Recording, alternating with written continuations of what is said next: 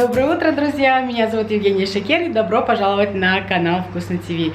Сегодня я хочу приготовить вместе с вами один из самых популярных турецких завтраков – менемен. Я уверена, что вы о нем слышали и многие уже даже пробовали.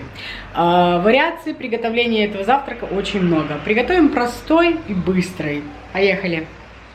На сковородку наливаем немножечко оливкового масла.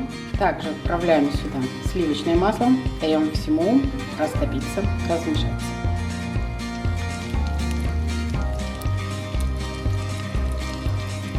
Отправляем сюда перчик.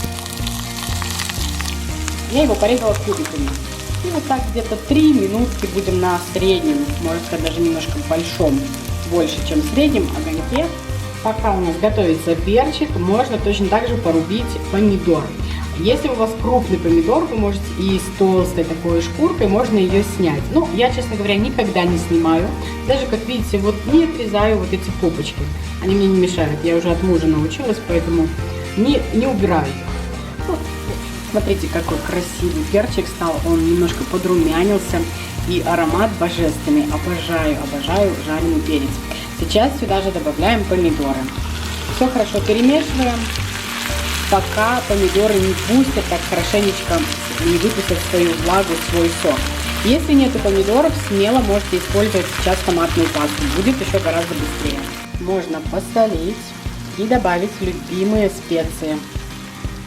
Я сделала вот такие луночки для яиц. Смотрите, овощи уже все мягкие, готовые. Можно сказать, я их прибила.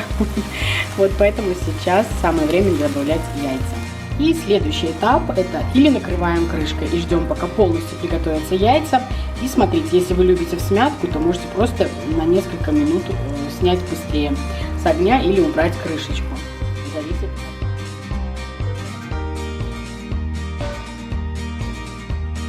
А теперь самый ответственный момент. Не отходя от кассы, даже не выкладывая в тарелку, смотрите, что нужно делать.